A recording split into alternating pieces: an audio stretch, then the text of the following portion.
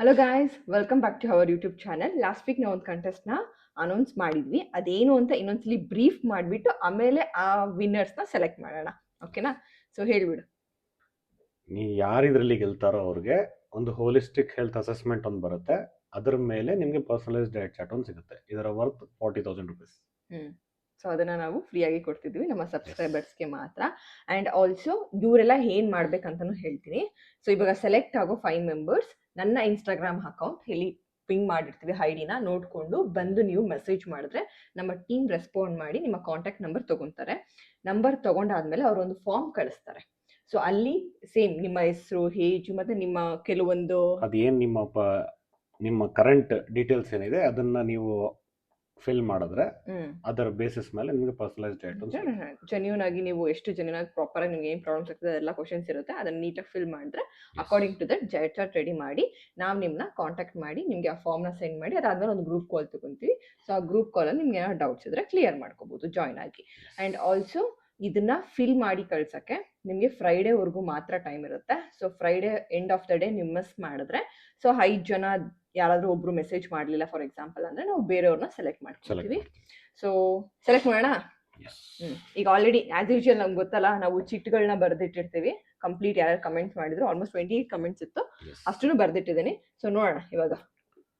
First ಸಮೀಕ್ಷಾ ಒಂದು, and Divya G, Navya, ಲಾಂಛನ, ಲಾಸ್ಟ್ ಒನ್ ನಾನೇ ಮಾಡ್ತೀನಿ, ಸ್ವಾತಿ. ಸೊ ಇಷ್ಟು ಇನ್ನೊಂದ್ಸರಿ ಹೇಳ್ಬಿಡೋಣ.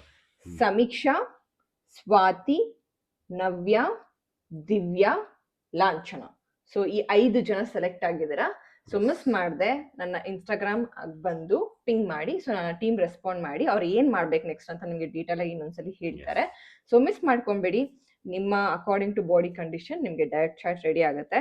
ಸೊ ಅಸೆಸ್ಮೆಂಟ್ ಬಂದು ತುಂಬಾ ಚೆನ್ನಾಗಿರುತ್ತೆ. ಸಖತ್ ಇನ್ ಡೆಪ್ತ್ ಪ್ರತಿಯೊಂದು ಇರುತ್ತೆ.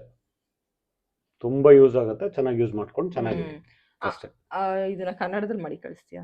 ಯಾವುದು ಕನ್ನಡದಲ್ಲಿ ಇರಲ್ಲ, ನನ್ಗದು ಅಷ್ಟು. ಆಮೇಲೆ ಸಾರಿ, ಅದನ್ನ ಆಮೇಲೆ ಫಾರ್ ಎಕ್ಸಾಂಪಲ್ ಯಾರಾದ್ರು ತುಂಬಾ ಕನ್ನಡದವ್ರು ಇದ್ರು ನಮ್ಗೆ ಬರೋದೇ ಇಲ್ಲ ಅನ್ನೋರ್ಗೆ ನಾವು ಈಗಲೇ ಇನ್ಫಾರ್ಮ್ ಮಾಡ್ಬಿಡ್ತೀವಿ. ಕನ್ನಡದಲ್ಲಿ ನಾವು ನಿಮ್ಗೆ ಒಂದೊಂದು ವರ್ಡ್ನು ಟ್ರಾನ್ಸ್ಲೇಟ್ ಮಾಡೋ ಅಷ್ಟು ನಮ್ಗೂ ಕಷ್ಟ ಆಗುತ್ತೆ. ಸೊ ನಿಮ್ಗೆ ಇಂಗ್ಲಿಷ್ ಕಂಫರ್ಟಬಲ್ ಇದೆ, ಅರ್ಥ ಆಗುತ್ತೆ ಬರೆಯಕ್ಕೆ. ಇಲ್ಲ ನಿಮ್ ಮನೆಯವ್ರ ಹೆಲ್ಪ್ ತಗೊಂಡು ಬರೀತೀನಿ, ಫಾರ್ಮ್ ಫಿಲ್ ಅಡ್ಜಸ್ಟ್ ಮಾಡ್ಕೋಬೇಕಷ್ಟೇ. ಯಾಕಂತಂದ್ರೆ ನಿಮ್ಗೆ ಗೊತ್ತಿರುತ್ತೆ, ಈಗ ಪನ್ನೀರ್ನ ನೀವು ಕನ್ನಡದಲ್ಲಿ ಹೇಳಕ್ಕೆ ನಮ್ಗೂ ಆ ಥರ ಎಲ್ಲ ಟೈಪ್ ಮಾಡಕ್ಕೆ ಆಗೋದಿಲ್ಲ. ಸೊ ಐ ಹೋಪ್ ನಿಮ್ಗೆ ಅರ್ಥ ಆಗುತ್ತೆ. ಈಗ ನಿಮ್ಗೆ ಅಟ್ಲೀಸ್ಟ್ ನಿಮ್ಮ ಮನೇಲಿ ಯಾರಾದ್ರೂ ಒಬ್ರು ಇದ್ದೇ ಇರ್ತಾರಲ್ಲ ಓದಕ್ಕೆ ಬರೆಯೋಕೆ ಬರೋರು, ಹೆಲ್ಪ್ ತಗೊಂಡು ಫಾರ್ಮ್ ಫಿಲ್ ಮಾಡ್ಬೋದು. ಅಂಡ್ ಅವ್ರ ಹೆಲ್ಪ್ ತಗೊಂಡು ಓದ್ಬೋದು. ಏನೋ ಡೌಟ್ಸ್ ನಾವು ಕಾಲ್ ಕನೆಕ್ಟ್ ಮಾಡ್ತೀವಲ್ಲ, ಗ್ರೂಪ್ ಕಾಲ್, ಅವಾಗ ಕೇಳಿ ನೋಡ್ಕೊಂತಾರೆ. ಸೊ ಬೇರೆ ಏನಾದ್ರು ಹೇಳ್ಬೇಕಾ? ಇಲ್ಲ, ಮಿಸ್ ಮಾಡಿದೆ ಪಿಂಗ್ ಮಾಡಿ. ಸಿಗೋಣ ನೆಕ್ಸ್ಟ್ ವಿಡಿಯೋದಲ್ಲಿ. ಬಾಯ್.